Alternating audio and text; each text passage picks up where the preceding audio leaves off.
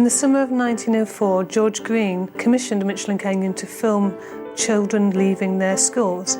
These are some of the most delightful films in the collection, illustrating the change in the Education Act, illustrating different aspects of the physical education regime that was brought in. George Green possibly showed these films at the Easter Fair in Blackburn and would have advertised to the parents, "Come and see your children on the screen."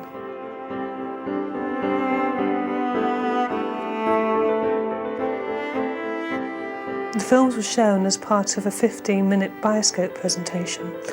Other advertisements at the time tell us that the local children were always invited to the premier attraction on the fair and were part of the audience and shouted to the screen, "Look at me, I can see myself on the screen."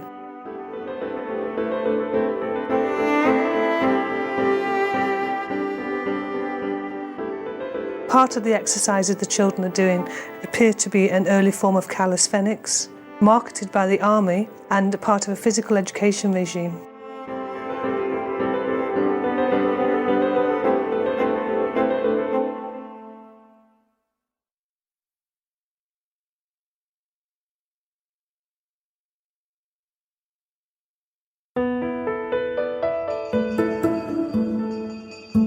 The school children scenes were very popular, not only with the children and the parents, but also in terms of the showmen, who commissioned these as another form of local pictures to follow on from the Factory Gate exits from the early 1900s.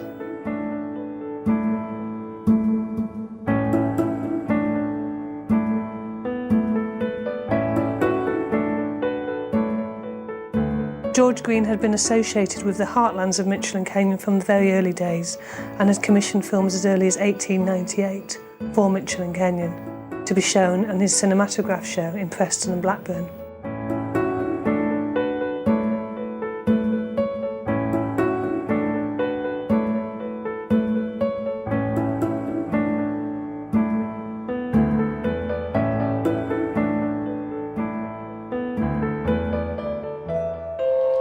Now we see the children waving to the camera. This is an example quite often in the films of Mitchell and Kenyon, and often instigated by the cameraman behind, actually asking the children to express their appreciation of being filmed.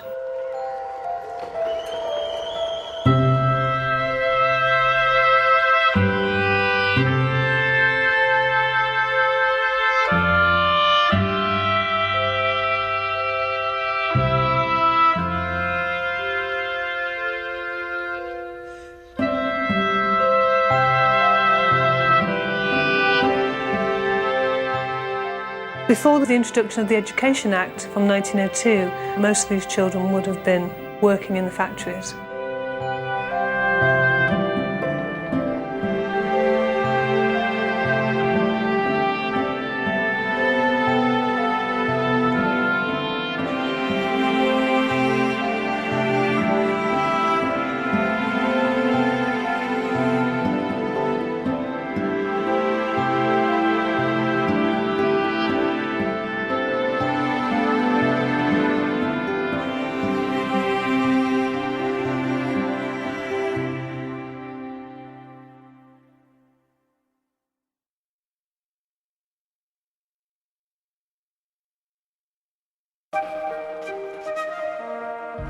When Mitchell and Kenyon came to Morecambe, they were actually working in partnership with A.D. Thomas of Thomas Edison Picture Company, and these formed part of a very successful group of films which are shown at the Winter Gardens in Morecambe.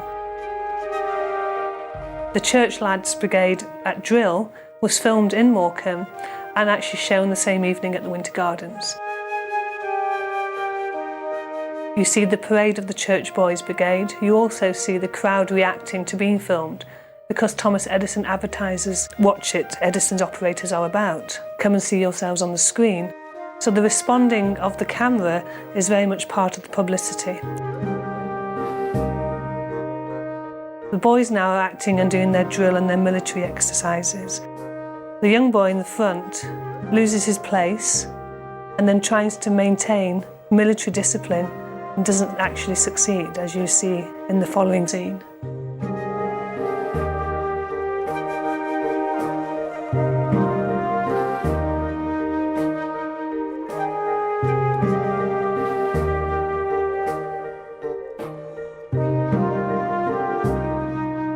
When they were advertised, the actual brochure proclaimed, "It's a happy idea that the management has hit upon to include in the collection a wonderful scene of the Morecambe Church lads at drill." Needless to say, these pictures are followed with intense interest, and if you happen to be on the front when the photograph was taken, you can see yourselves in the same attitude as when the machine was passing. The film was shown at the Winter Gardens Music Hall on July the 3rd, 1901. Edison's show continued for 2 successful months in Morecambe, and so popular were the church lads at drill that this film was also shown in other venues throughout the north of England.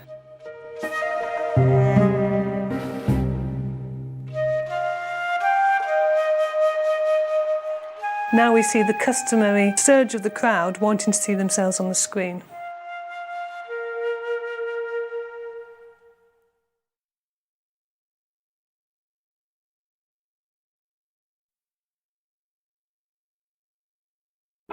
This was filmed on the 6th of July 1901 and actually is the opening ceremony of the degree procession at the University of Birmingham, where the new intake of women graduates actually received their degree. The local newspaper report at the time says that when the first woman graduate came to receive her degree from Joseph Chamberlain, the Chancellor, one of the students in the audience shouted the advice, "Kiss her, give her a cuddle," when she went up to receive her degree. It's difficult to ascertain which one of the ladies is actually the person who received their first degree from the university. However, the local report tells us that with a slight blush and a merry smile, the first girl from the University of Birmingham graduated, mounted the steps and approached the Chancellor and was greeted with cheers and loud applause from the audacious students in the audience.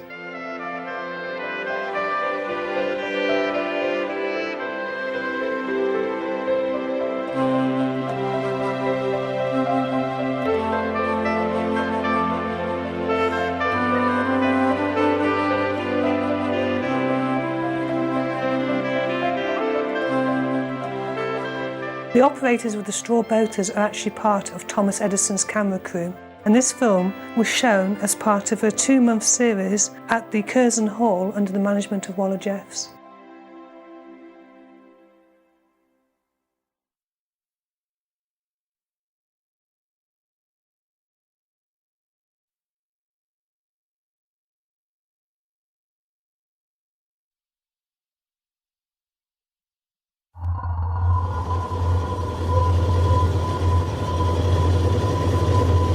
The Manchester Films and the Torpedo Flotilla form part of a 2-month successful tour of Thomas Edison.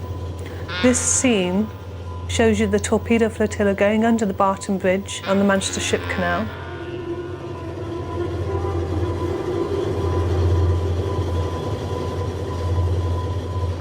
On the opposite side of the bank, you can see Thomas Edison's crew filming, and this is one of the few examples we actually have of a film of the film crew operating.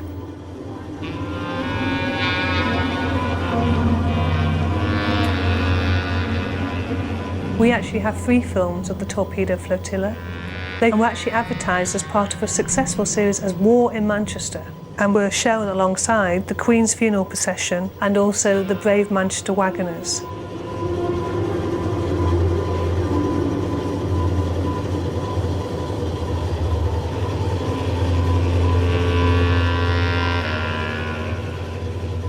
When the films were shown at the St James's Hall, Thomas Edison invited the whole of the ship's crew who were actually on the films to the gala performance on the opening night.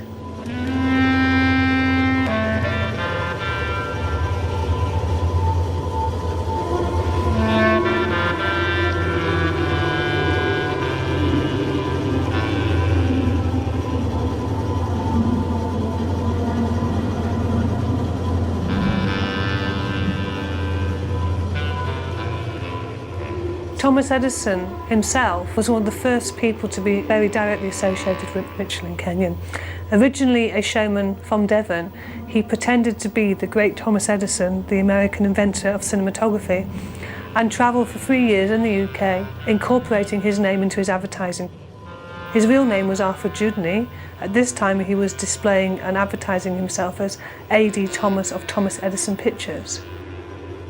In approximately May 1901, he had 14 shows showing in major UK cities.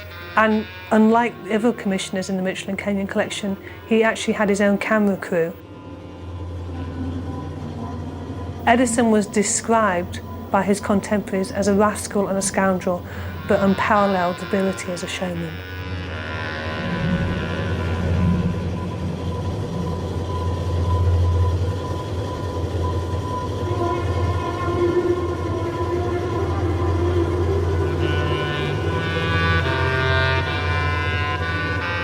The two other sections of this film actually revealed to us that 3 camera crews were filming this particular incident.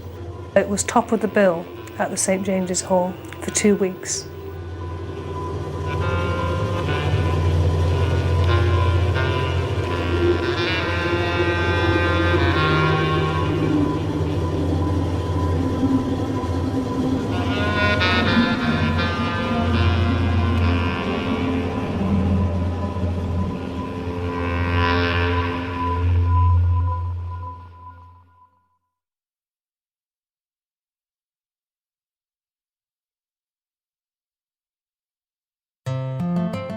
When Lord Roberts visited Manchester on the 10th of October 1901, he was there for 2 reasons. Firstly, to distribute medals to the Boer War veterans, and secondly, to unveil the statue of Queen Victoria in Piccadilly.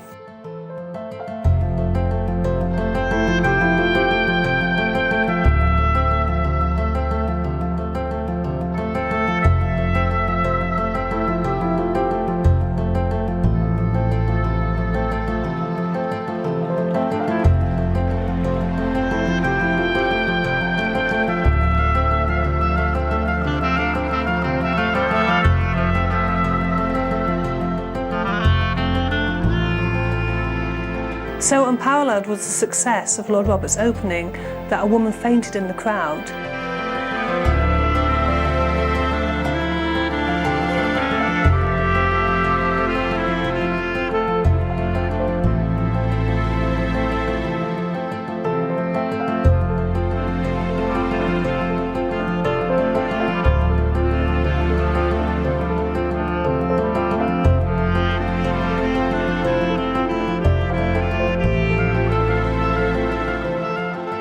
Lord Roberts was one of the great Boer War generals, including Buller and Baden-Powell, all of whom visited Manchester in 1901.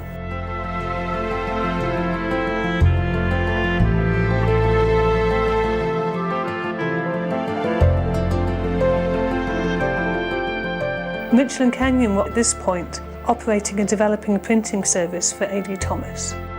By May 1901, A.D. Thomas had used Manchester as the centre of his operations for cinematographic activities.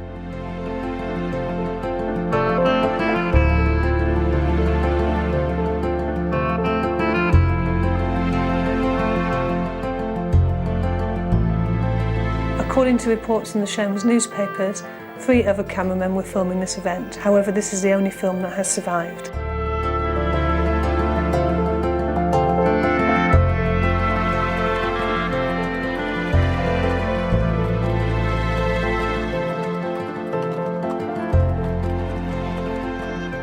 Thomas Edison actually advertised this as illustrating the world history from day by day, the finest animated pictures ever seen in Manchester, War in Manchester. Come and see yourselves on the screen as living history.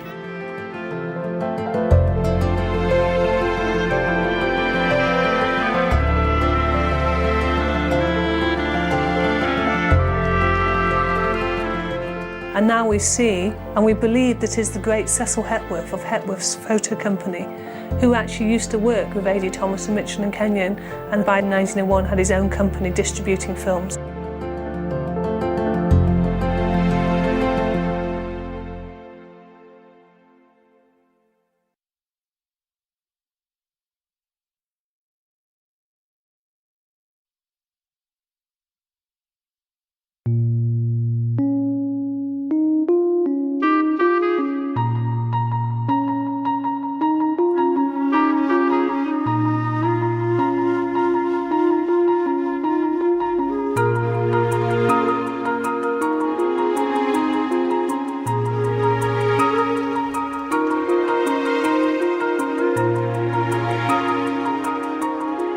When Lieutenant Clive Wilson returned to Tranby Croft in Hull, he was welcomed by all of the employees of his father's factory, and it appears a special day was given in order to celebrate the return of the war hero.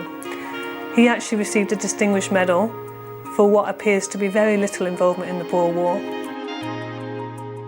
During his time in South Africa, he actually asked his mother to send him tinned partridges and a whole series of luxury items in order to make the war more bearable.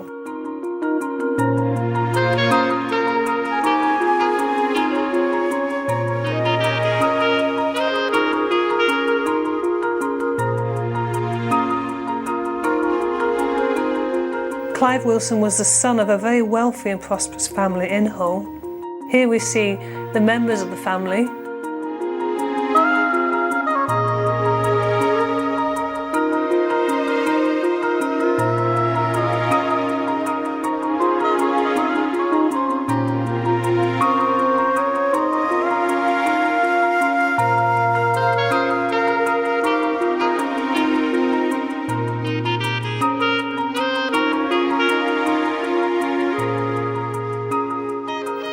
When the film that evening was showing in Hull, the whole family were invited to a special showing of the event by Ralph Pringle, who had commissioned this film from Mitchell and Kenyon.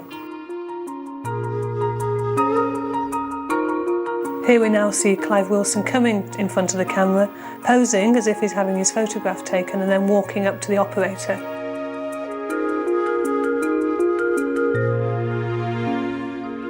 Although the advertisements proclaimed, "See the world's news days by day," many of the films were staged to actually fit a local event of a significant nature in order to bring the people into the cinematograph show.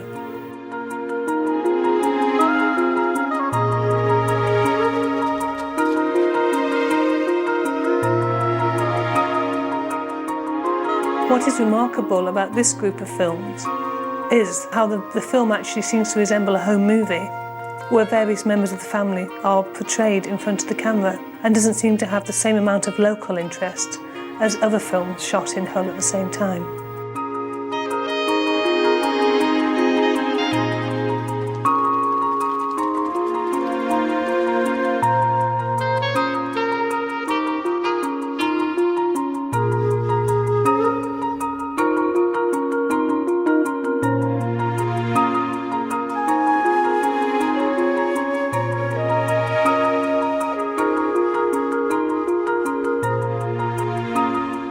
Here we have the family now appearing in a motor car.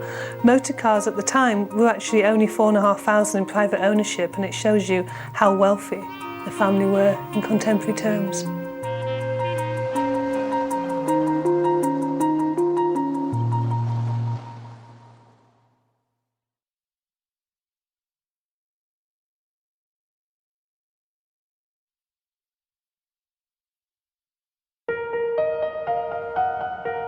When Baden-Powell came to Accrington on the 11th of June 1904, Albert Wilkinson, in association with Mitchell and Kenyon, filmed the event to show that evening in the local hall.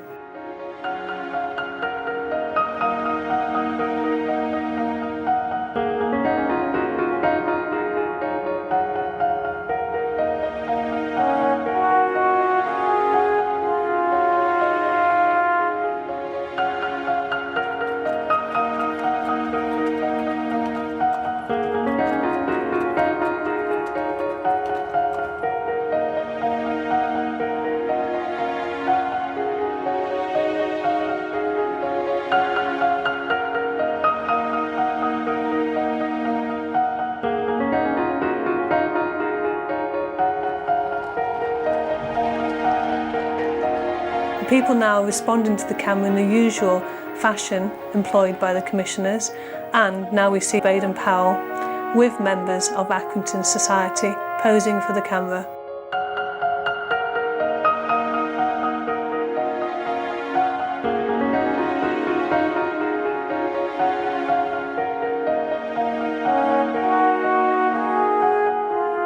Baden-Powell was of course the hero of Mafeking and one of the great heroic characters of the Boer War. His arrival in Accrington was greeted by thousands of spectators with a parade of the military police, the local police, and the St John's Ambulance leading the parade.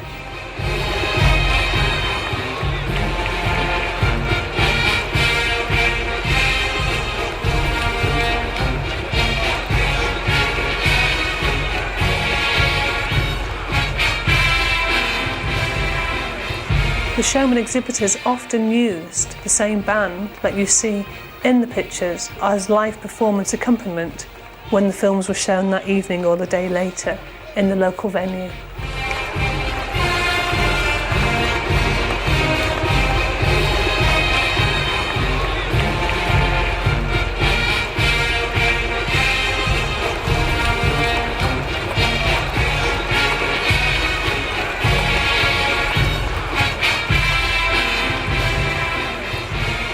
One of the most astonishing aspects about the collection is the rapidity in which the films were actually in commission process and then exhibited.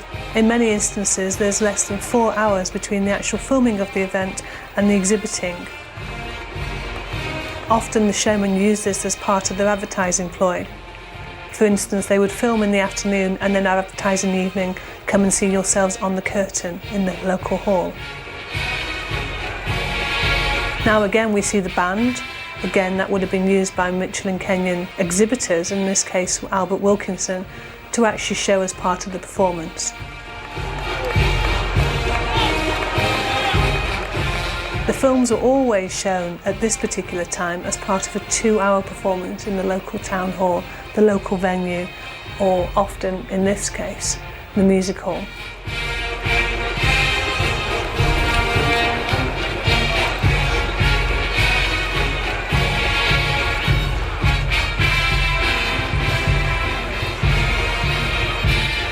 These films were only commissioned for a purely local audience.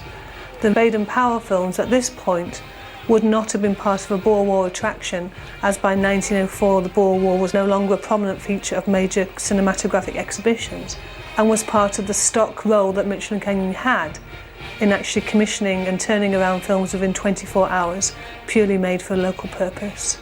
However, the size of the crowd, the length of the parade, shows the importance of such a notable personage to coming to Accrington at this time in 1904.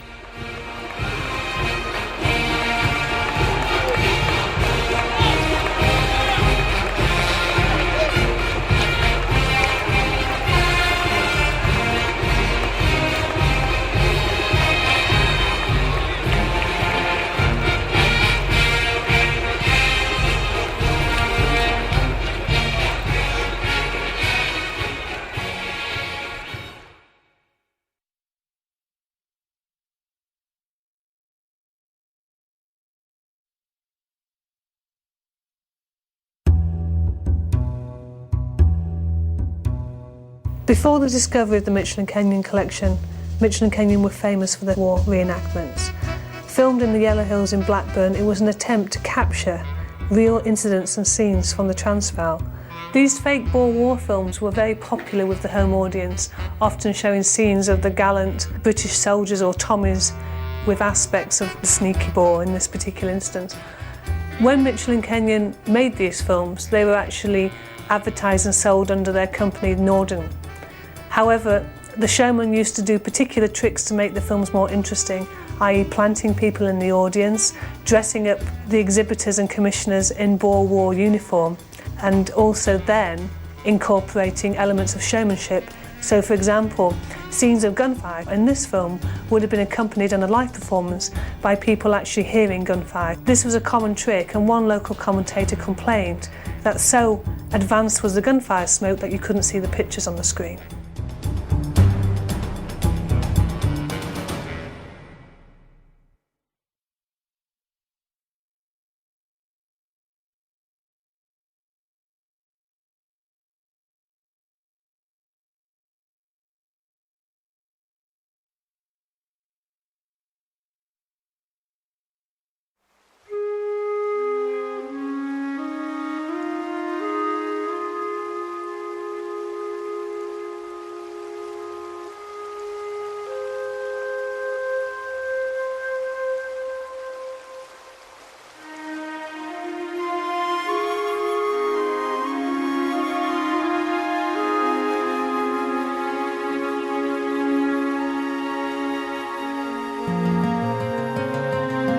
term factory gate comes from the original Lumiere films of the filming of the workers in Lyon. In this particular aspect, Mitchell & Kenyon not only produced over 105 films which have survived in the collection, but actually were commissioned by the local showman to film scenes of factory exits throughout the north of England. Messrs Lum and Son leaving the works of Huddersfield was shown at the Town Hall by Ralph Pringle and Loder Lyons, both of these who you'll see shortly coming into view.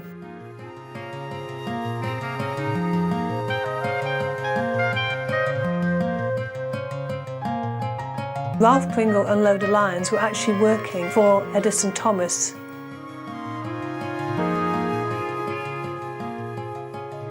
Ralph Pringle there with the flat cap and the large moustache, and Loder Lyons, the short man with the large moustache and the big hat, were actually part of A.D. Thomas's marketing man, and by 1901 had formed their own separate company.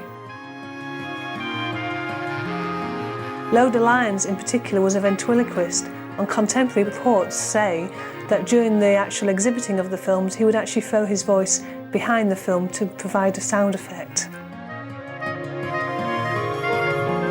They were shown on the 3rd of November 1900.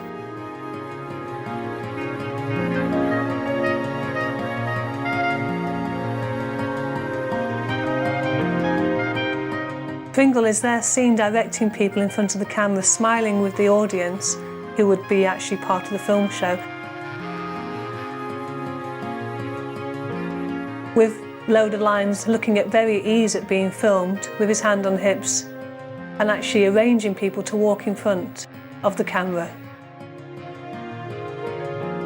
Pringle and Lyons were two of the most consummate showmen working for Thomas Edison. There is an element of choreography in all of the Mitchell & Kenyon Factory Gate films, but usually by the end of the scene the children become the featured attractions and refuse to respond to the directions of the showman.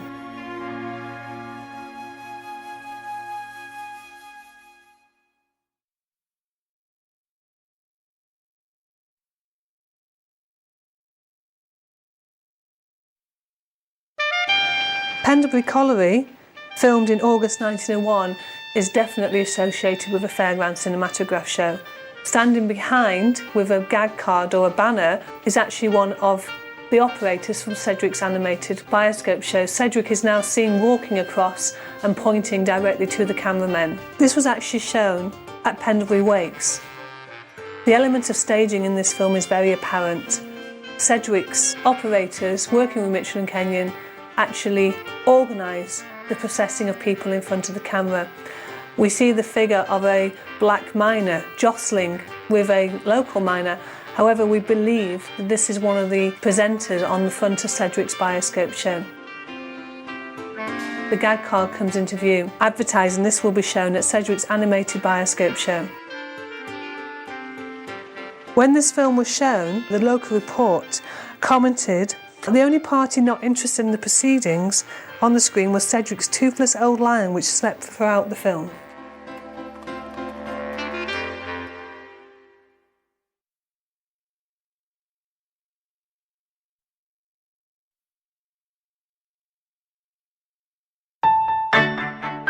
This was also filmed as part of the Lancashire Wakes films in association with Captain Tom Payne, a showman based in Ashton, and it was shown, we believe, at Hollingwood Wakes in July 1901. This film shows the industrial importance of the factories to local Lancashire cotton and woolen communities. Over 20,000 employees were supposedly working for Lord Armstrong's Elswick Works. At the top right of the screen, Ralph Pringle in the top hat and the most smartly dressed of the people and a cigarette in mouth can be seen descending through the crowds, walking towards the camera and actually choreographing again the movement of people in front of the camera. When this film was advertised in the Oldham area, a note to the showman said that local pictures are the keynote of all animated picture shows in the district this week. The films were actually commissioned the week before the annual Wakes, so the workers would often work a double shift in order to get the week off for the Wakes weeks. Ralph Pringle at this time was actually working in partnership with A.D. Thomas, but by January 1901 had formed his own company. When the Thomas Edison Animated Photo Company came to Newcastle in November 1900, two of the most consummate showmen working for A.D. Thomas were actually filming on behalf of the Thomas Edison Animated Photo Company.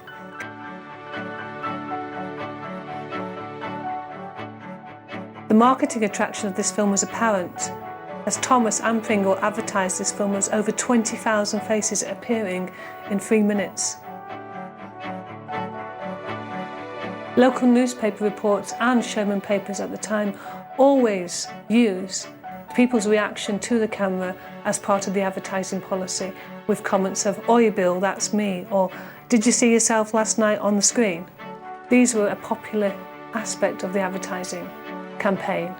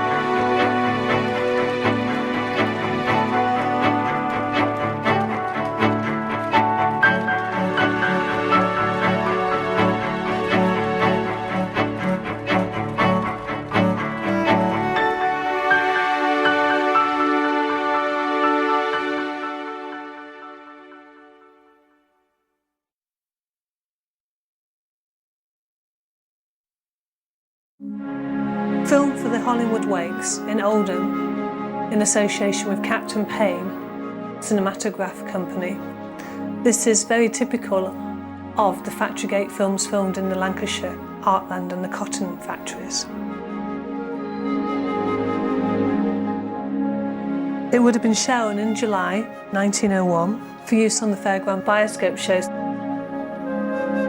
The children seen in front of the camera would have been child workers. The smaller ones are obviously taking their father's or their mother's lunch to work and can be seen holding the food and standing in front of the camera.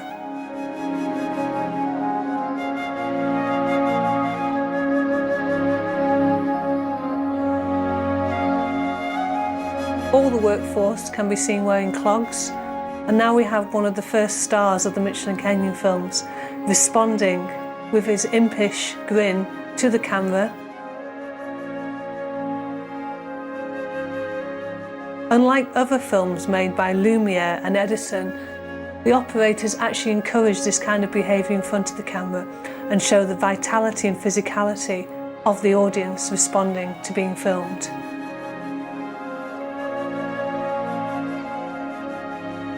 The operators are now organising some kind of procession in front of the camera.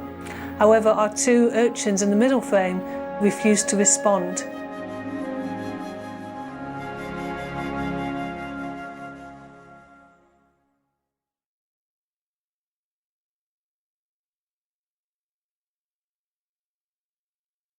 When Michelin Kenyon and the showman turned to film many of the Factory Gate exits in 1900 and 1901, they were usually met by a positive response from the audience and also from the factory owners. When they actually came to Rawmarsh to film Parkgate Iron and Steel Company in Rotherham 1901, the reaction is not seen to be quite so popular by the local workforce. This would have been filmed on behalf of a fairground exhibitor to be shown at Rotherham Status, the local Wakes Fair, held in November every year, a charter fair known locally as the Status. Over 6,000 people worked for Parkgate Company, and now we see the people queuing up for their pay at dinner time. Some of them responding to the camera with great joy and vivacity. However, now we get the first example of a V-sign in film history where the aggressive manner, where he now says almost like "come and take you on if you think I'm hard enough," is not typical of the usual behaviour of people being filmed by Michelin Kenyon.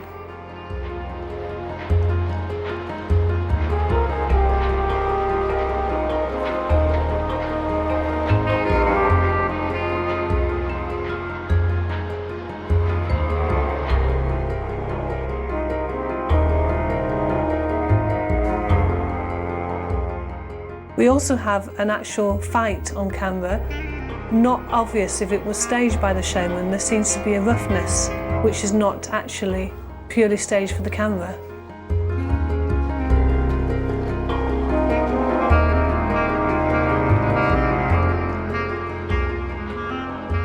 Again, the children leaving would have been half-time workers, and the more smartly attired gentlemen would have been the actual management.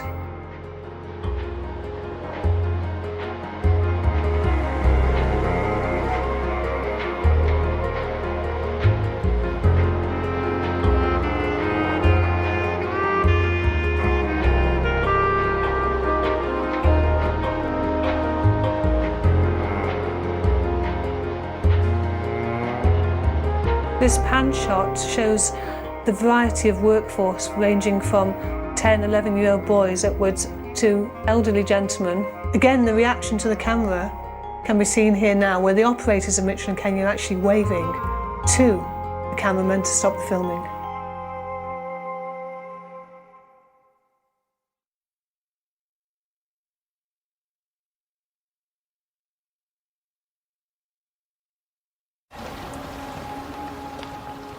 One of the rare examples in the collection of not just women working, but also a working scene from a seaside. Filmed in North Shields, it shows the women who followed the Scottish fleet as it came down the coast and filleting and selling the fish. The women of North Shields were renowned for their independent nature. The showman now, wearing the white hat, is actually working for Tweedale, another one of the commissionists associated with Mitchell and Kenyon.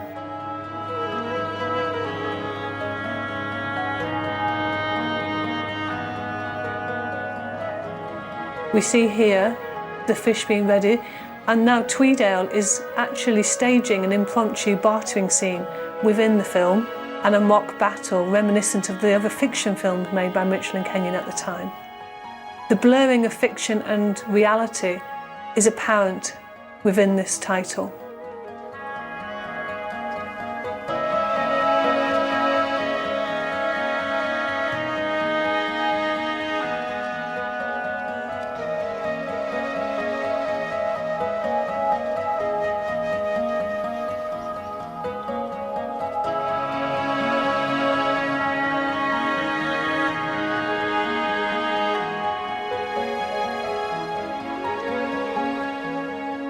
The Tweedale operator is also seen now manhandling one of the punters, and again incorporating an element of showmanship into the scene.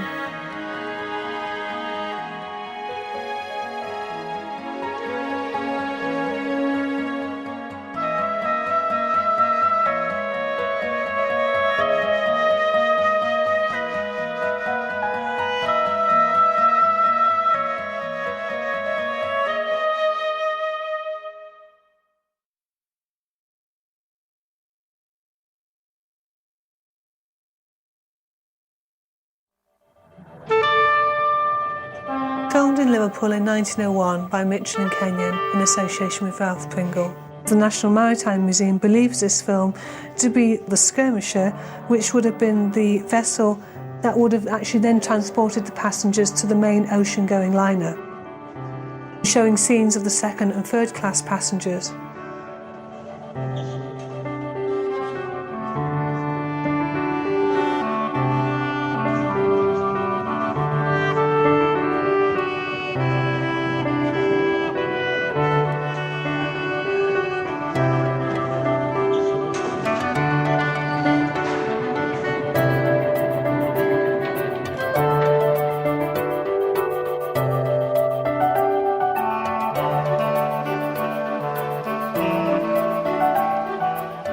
We then see scenes from the actual ship itself.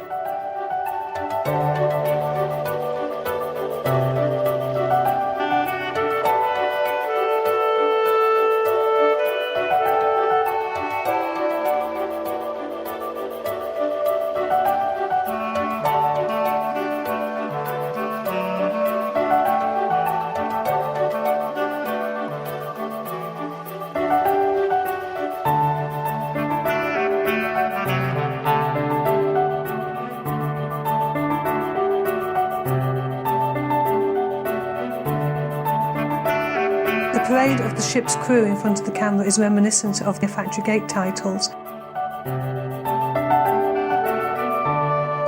Also, aspects of the film again resemble a home movie, with the cat on the ship taking a starring role in this section.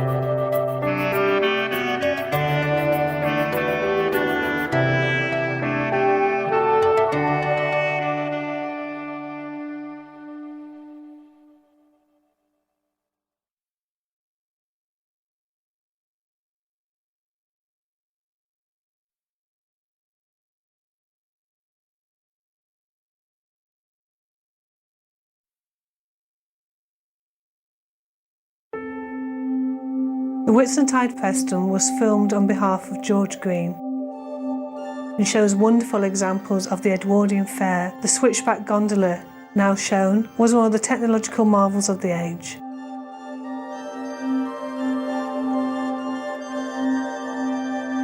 Over 150 fairs took place every week in the United Kingdom, and this scene is intercut with scenes of Preston Market, one of the medieval market towns still remaining.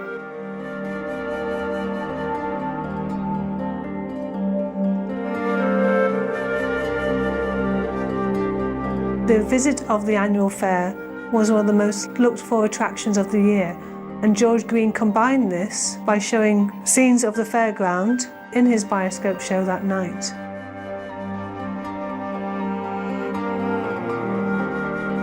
The roundabouts on display in the film would have cost on average £3,000. But the advent of the cinematograph show in the 1900s proved as popular, and now we see green cinematograph where this film would actually have been shown that evening.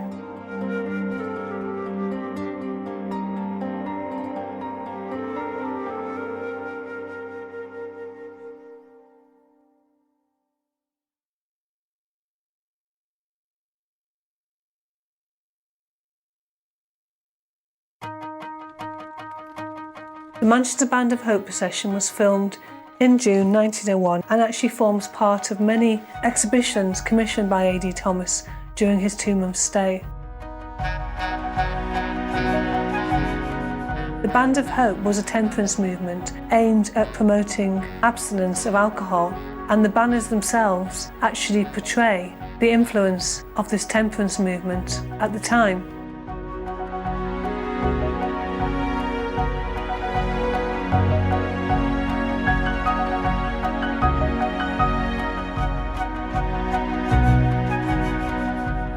The Band of Hope was formed in order to actually safeguard the health and welfare of the children.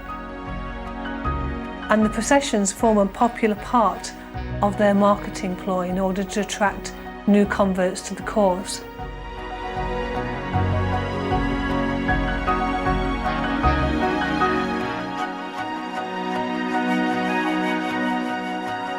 Its target audience were children, and they used the latest technologies such as the magic lantern and the cinematograph as an instrument of education in their fight against the perils of alcohol. The films reflect the importance of children and women in their fight against the evils of drink, including banners such as bread and not beer.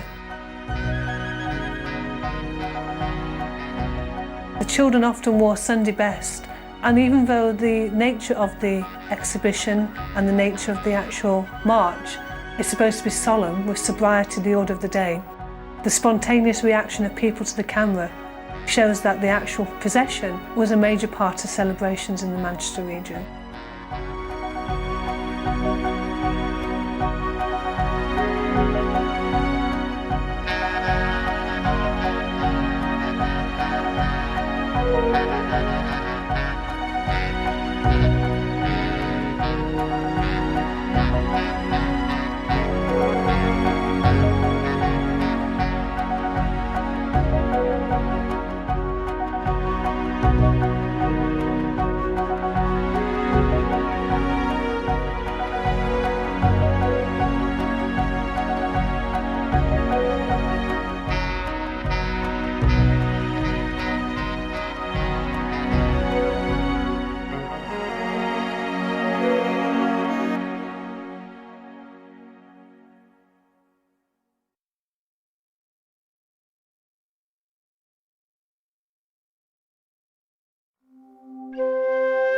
Filmed on the Blackpool seafront for the Whitsuntide holidays in May 1904, it shows you scenes of one of the 3 piers in Blackpool.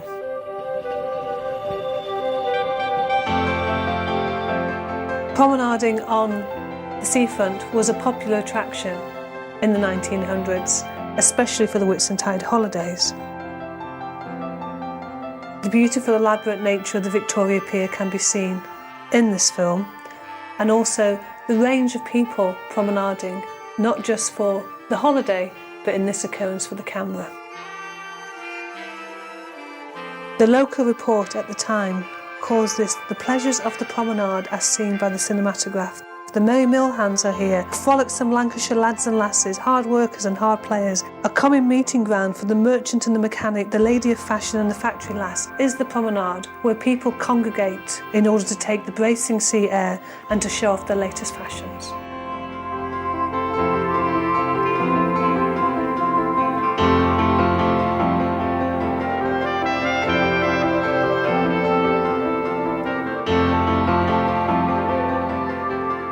Blackpool at this time was the most flourishing seaside resort in the United Kingdom, an average of 4 to 6 million visitors.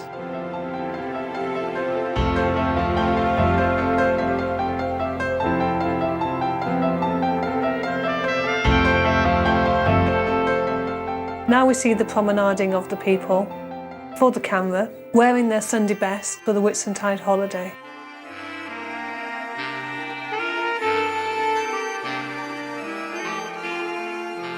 These films were actually shown not only in Blackpool but also outside their locality.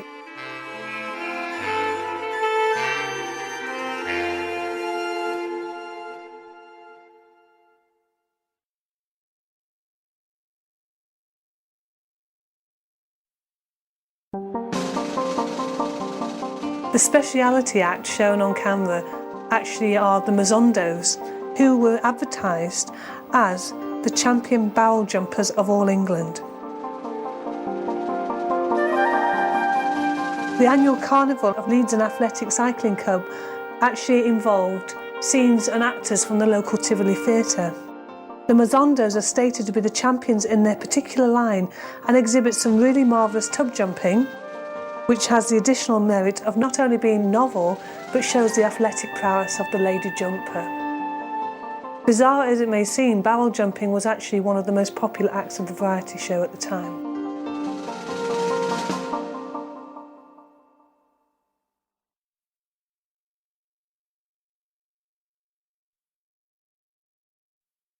Dewsbury v Manningham, filmed in 1902, shows you Bradford City Football Club in its former incarnation as a Northern Union rugby club.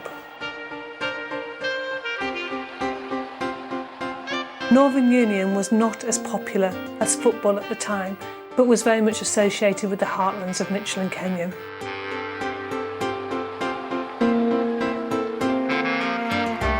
The rugby films are among the most beautifully filmed in the sporting canon, showing close-ups of the players, the physical nature of the game, and the manly physique of the rugby players.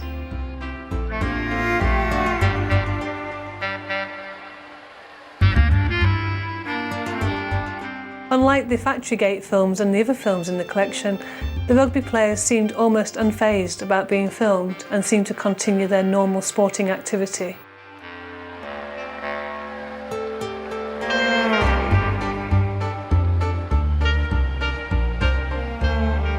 Alongside the sporting action, Mitchell and Kenyon always filmed the crowd responding to the operator.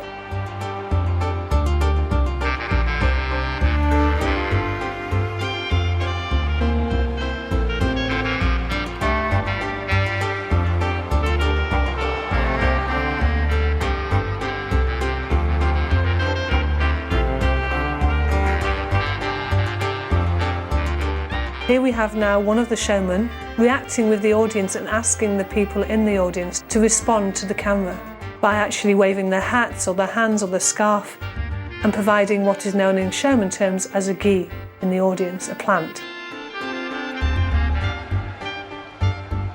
The The film now resembles a drama as opposed to an actual sporting event.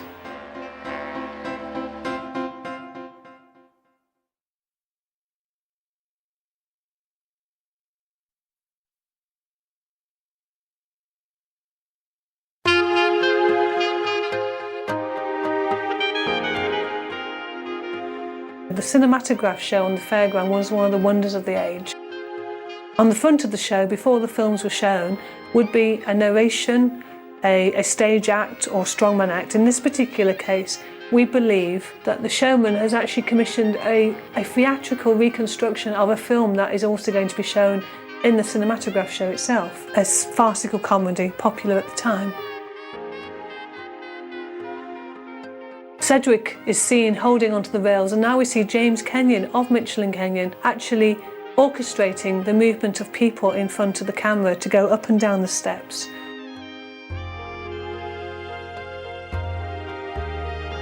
If you watch the scene closely, you will see the same faces appearing not just once but twice.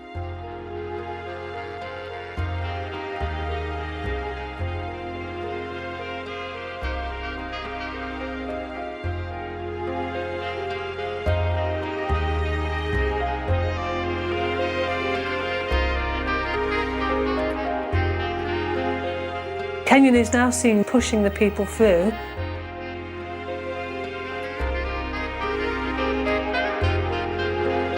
The two boys now coming down, appearing in front of the camera on at least 2 different occasions.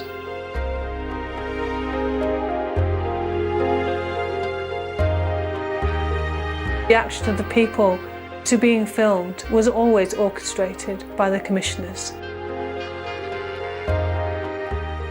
And the scene finishes with Kenyon standing next to the advertising board for Cedric's animated bioscope show, illustrating the film was not only filmed on the same day but exhibited that evening in the bioscope show.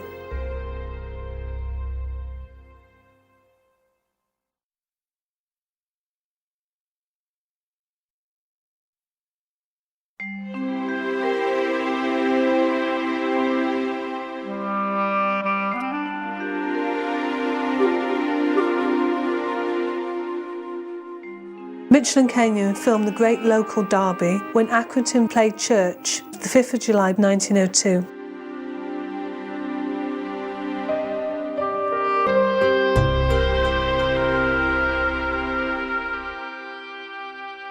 We see not only the cricketers but also the operators in the straw hats parading in front of the camera and responding.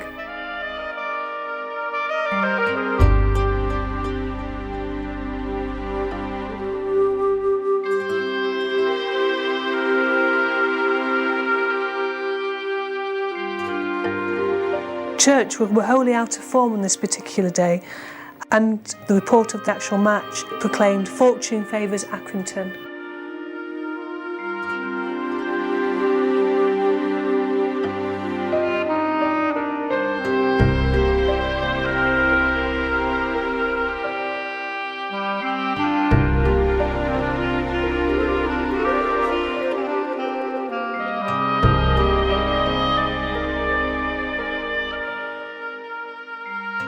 The umpires and the officials of the match now can be seen.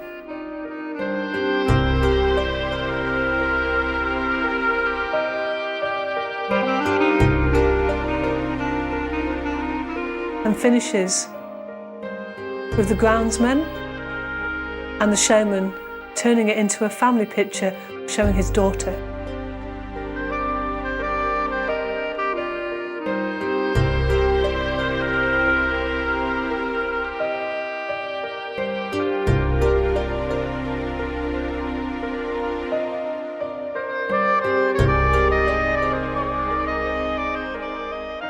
Only 5 cricket titles have survived.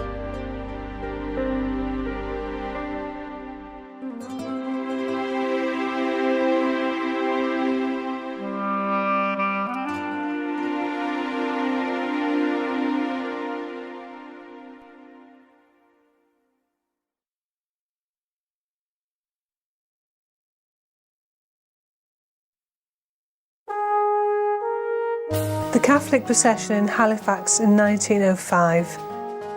shows the importance of the streets as a venue for all forms of processional activities.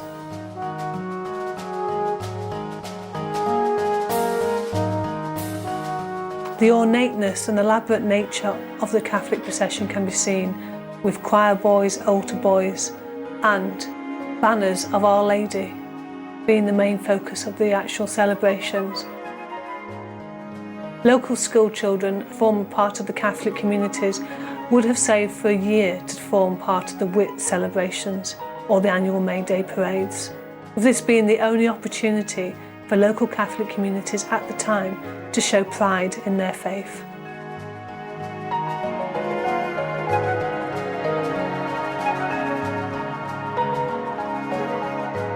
The statue of Our Lady is carried by 4 altar boys from the local congregations, leading us to believe that this is in fact a May Day procession as opposed to a Whitsuntide procession. The solemn nature of this film is in complete contrast to some of the other processional films. However, the girls cannot help but respond to the camera.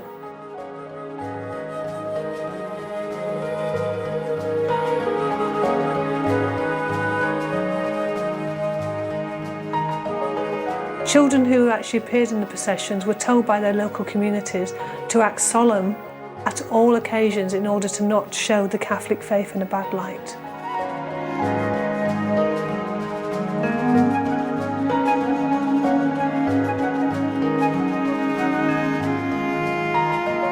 The crowd and spectators watching both the procession and the filming congregate in front of the camera in order to get themselves on the screen.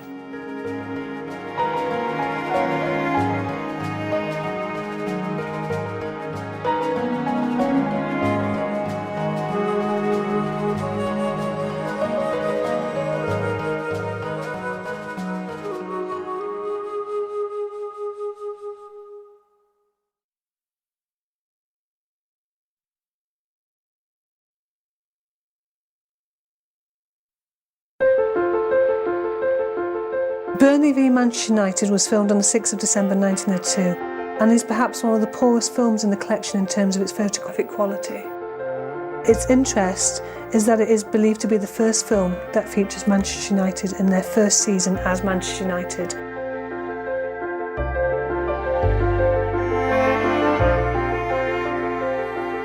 United, who were then better known as Newton Heath, were now at this point in the second division when they played Burnley in December 1902. No record of the film showing has been found, possibly due to the fact of the poor quality of the material, but also that the home team, in this case Burnley, lost 2-0 with goals by Pegg for Manchester United. Less than 2,000 people witnessed this match at Turf Moor in Burnley and shows the inauspicious beginnings to arguably the world's most famous football club.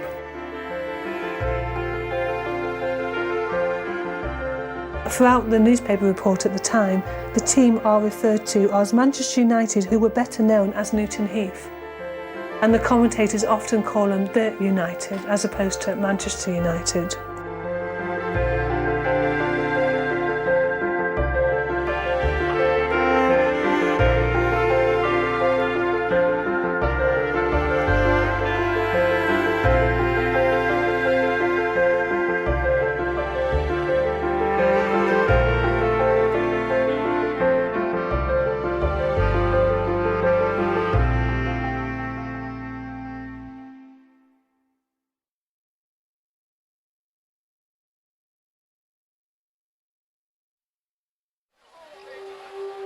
In complete contrast, Sheffield United were the premier football team at the time.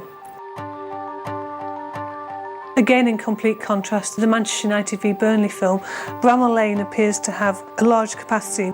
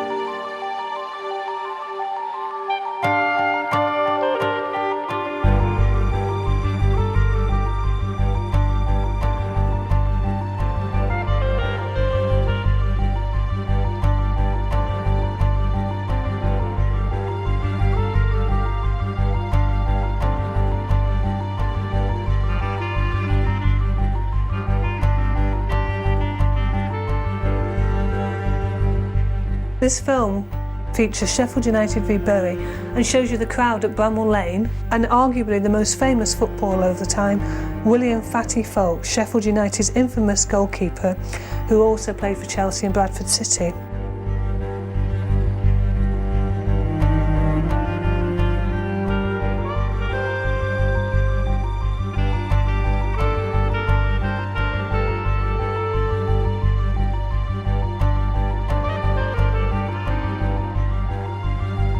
Although we may laugh at Fatty's bulk at this time, goalkeepers needed to be very big and hefty because they were not allowed to keep the ball for any longer than 3 seconds, and actually the centre forwards could knock the ball out of their hands. However, if you were faced with a man mountain that was Fatty Foulkes, you would think twice before doing that. One local story about Fatty Foulkes at the time is during a particular FA Cup game for Sheffield United. At a half-time he ate all 22 pies on offer to both teams and is possibly the instigator of the very famous football chant, "Who ate all the pies?"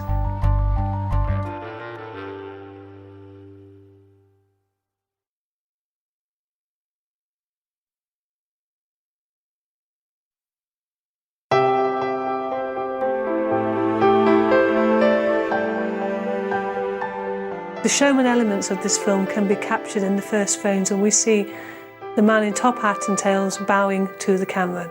This is none other than Charles Poole of Poole's Maiorama, who travelled the country with a pre-cinematographic show incorporating films and magic lanterns. This was egg rolling on Easter Monday in Preston, a long-standing local tradition which involved children boiling hard-boiled eggs and painting them with faces and then rolling them down the local park.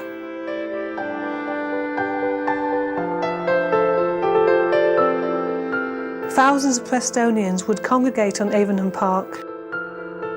Families would dress up, the people with Easter bonnets and children carrying baskets of eggs can all be seen in the film, as again can be Charles Poole directing and throwing the eggs towards the camera in order to get the encouragement of the local people to actually respond to being filmed.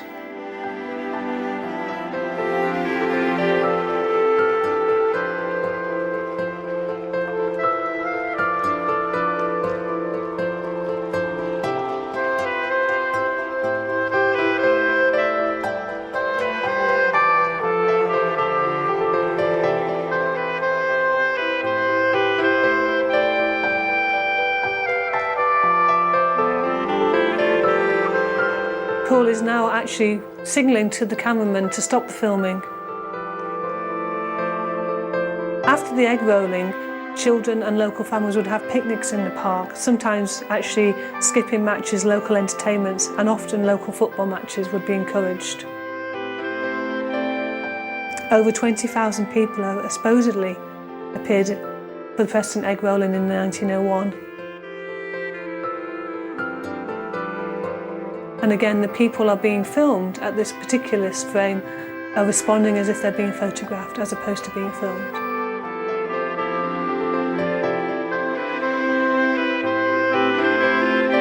This scene was reminiscent of a kind of best baby competition.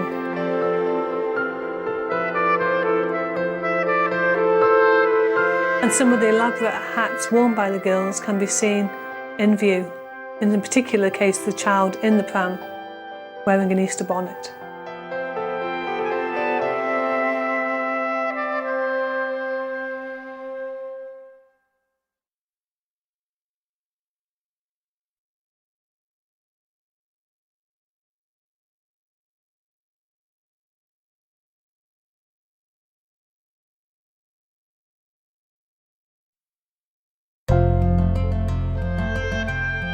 The city centre landscapes, or the street films, are perhaps the most vibrant and energetic of all the Mitchell and Kenyon canon.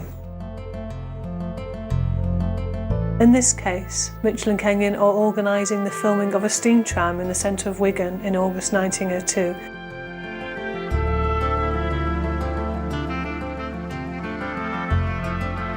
The showman operators are seen providing a farcical moment, reminiscent of the first film done by the Lumiere brothers in 1895 of A Gardener with a Hosepipe, and introducing a comic element into what was possibly a more formal opening event.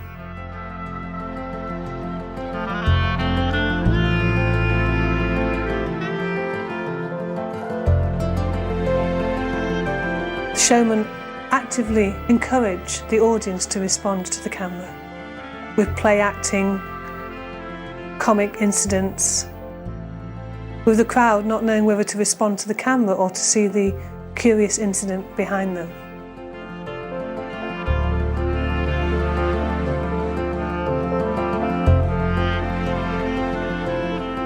It was shown in Wigan Town Hall in August 1902 before the coronation celebrations and formed part of a 2-hour film show, Life in Wigan, by our old friend Mr. Ralph Pringle, who can be seen at the back of the film.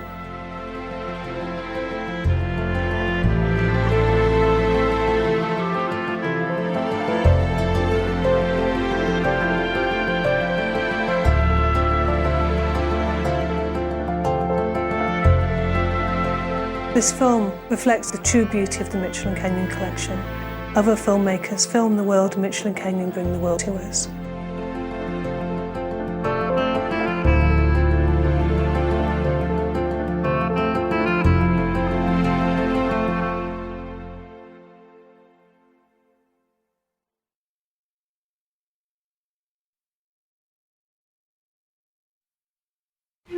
This opens with a beautiful snow-covered industrial landscape of Halifax and was filmed in January 1902.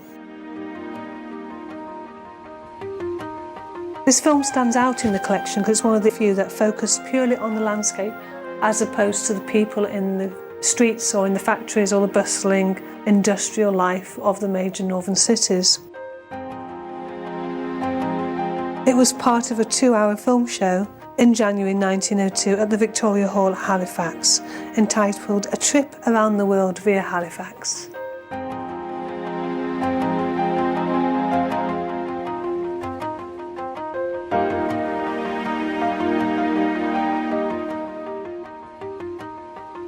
The advertisement for the film actually concludes with a line, "The tour will conclude with local animated pictures of Halifax and district, which were taken today and will form part of the main central attraction and feature performance tonight." The film is more reminiscent of the type of films popular at the time of Phantom Rides, Phantom Journeys, where Mitchell & Kenyon and other film operators actually filmed from the front or back of moving vehicles to produce a phantom ride effect and to give people the idea of journey and travel from the seat of a cinematograph show.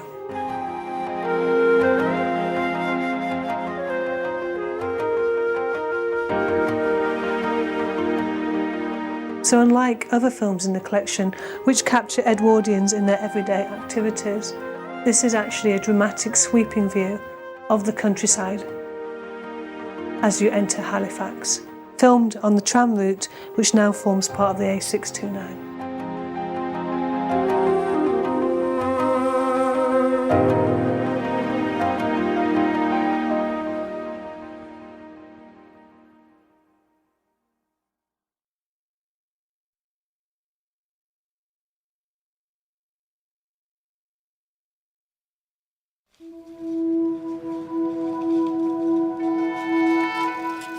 Commissioned on April 10, 1904, this is one of the most vibrant and interesting scenes in the Mitchell & Kenyon street films, showing not only the Phantom Ride, but also staging and elements of the film being suggested by the actions of the Mitchell & Kenyon cameramen in association with New Century Pictures, as they then plant and encourage the girls to walk past the tram again in order to capture them on screen.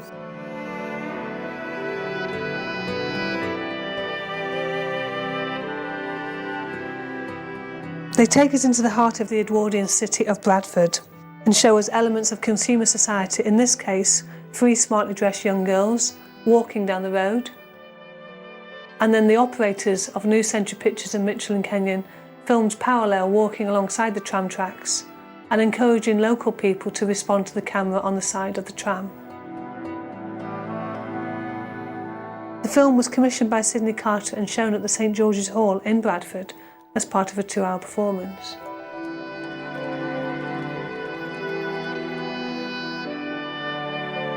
It was advertised as local pictures of busy Bradford.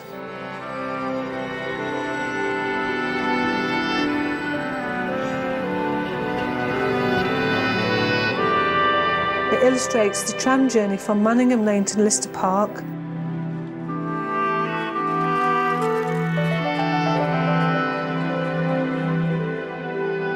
Which shows the highly skilled level of showmanship, and actually is a rare example of both a phantom ride and an industrial city centre scene.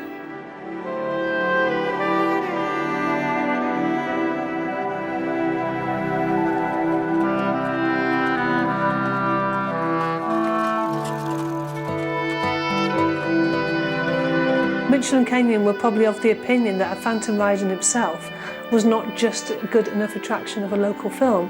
However, then they incorporated elements of the audience by actually having them appear alongside the tram.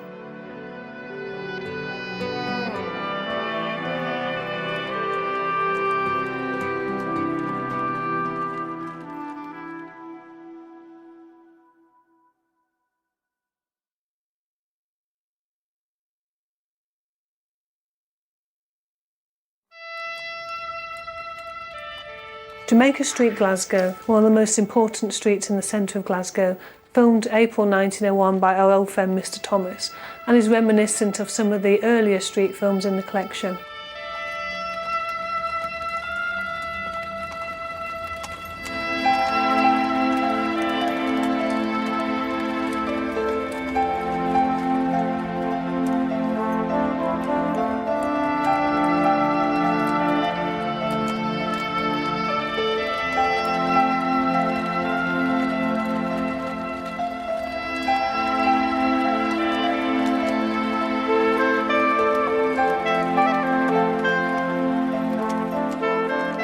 Although earlier films of Glasgow exist, this is perhaps one of the most beautiful, showing a cross-section of urban life, people going about their busy life, and the way the traffic flows.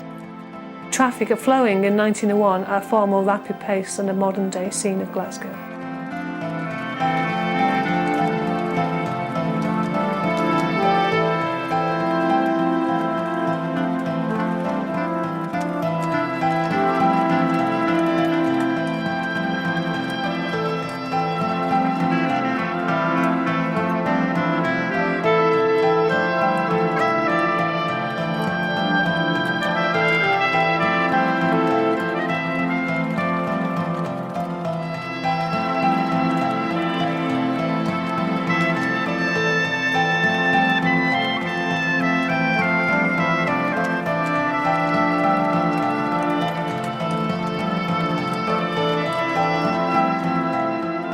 The film finishes with capturing a group of employees in a parade marching at the top of Jamaica Street. And this film formed part of attraction of Life in Glasgow, where A.D. Thomas claimed that over 8,000 people per day came to see this film when it was shown in April 1901.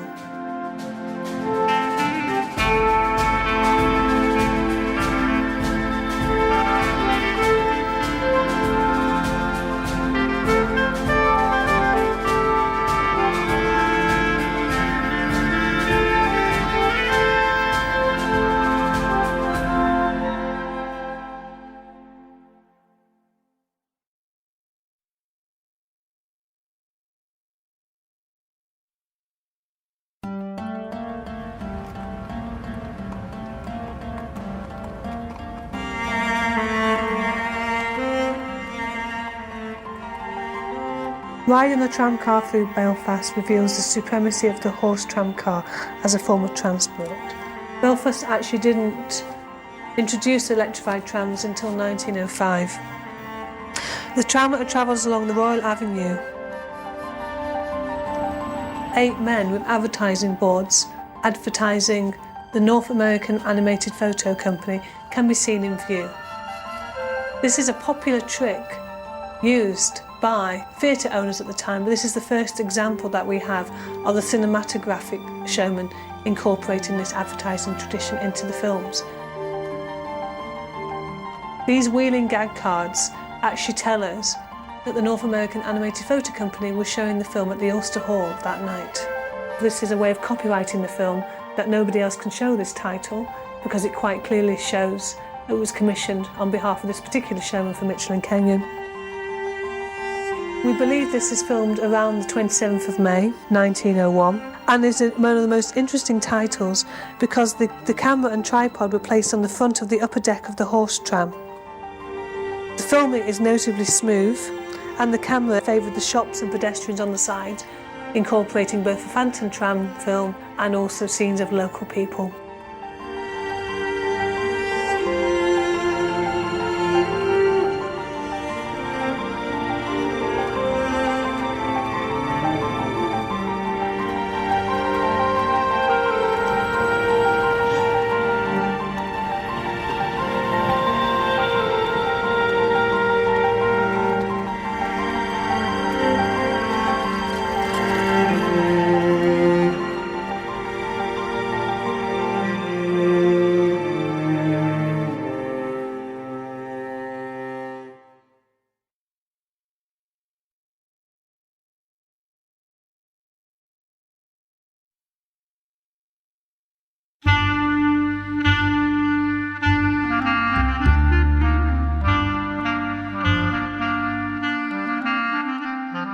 When A.D. Thomas came to Ireland in December 1901, January 1902, after filming in Dublin, he went to Wexford for 2 weeks and filmed scenes of life in Wexford. Information on this film is contained in the diaries of Louis de Klerk, a cameraman who worked for A.D. Thomas at the time. The scenes of poverty and rural life are shown in the Wexford. This is the actual Wexford market.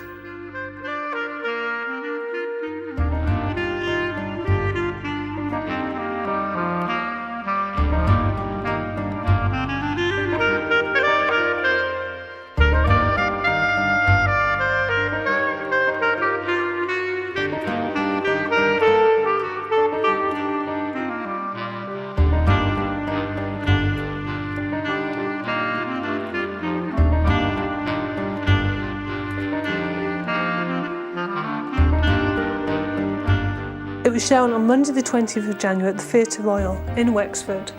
Filming took place on the Saturday, and the films were actually commissioned in Wexford and then sent across the Irish Sea to be processed in Blackburn and then returned within 48 hours.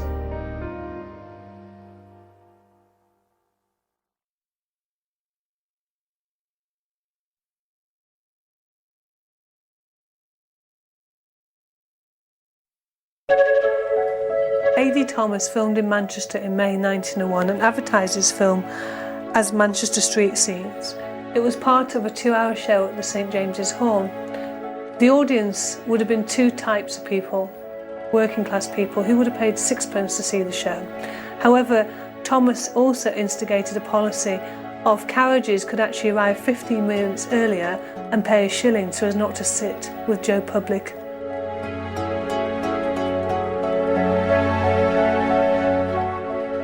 This shows the bustling centre of Manchester. It's the intersection of Cross Street and Corporation Street, the lively movement of passengers, people, electric and both horse-driven tram.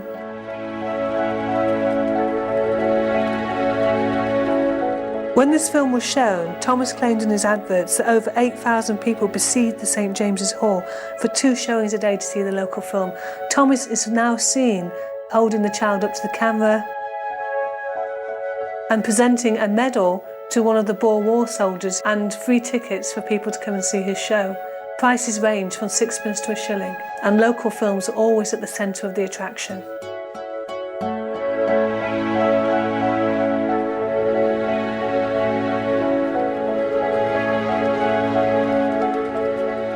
City centre scenes were far more popular than scenes of Paris or New York or other films that were shown at the time, because it gave people not just the opportunity to see themselves on the screen, but also their environment.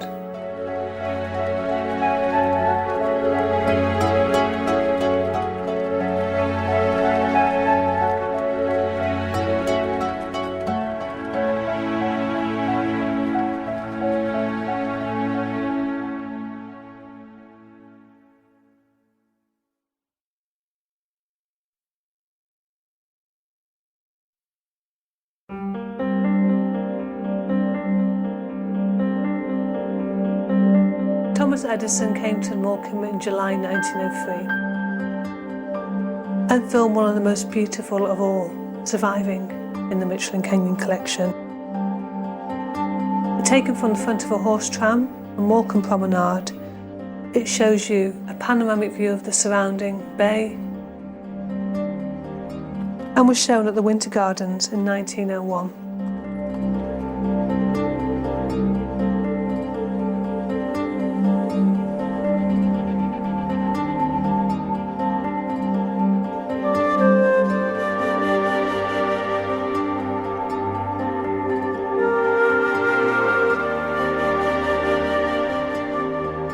Morecambe itself at the time was not as popular a seaside resort as Blackpool.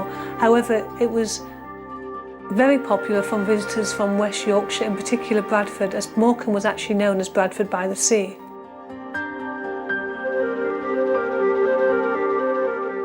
The tram is now entering around the bay, and we see the stone jetty in the background.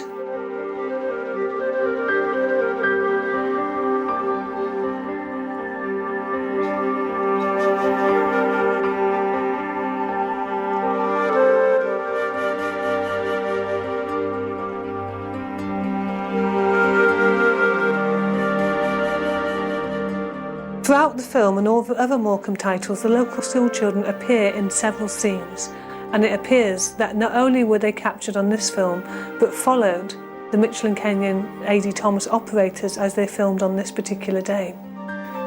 Scenes of them in the Morecambe films actually help us with the dating, as we realise with the reappearance of the children that these films must have been filmed and shown on the same day. The women are holding parasols for the sun, and the dress is a mixture of mourning due to the death of Queen Victoria and summer clothing.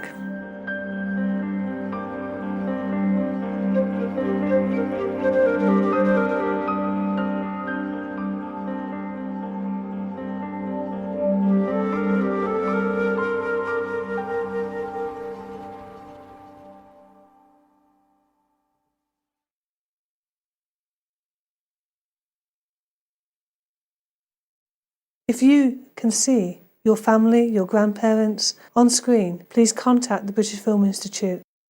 We would be eager to have any stories that you believe would help with the dating and contextualisation of this collection.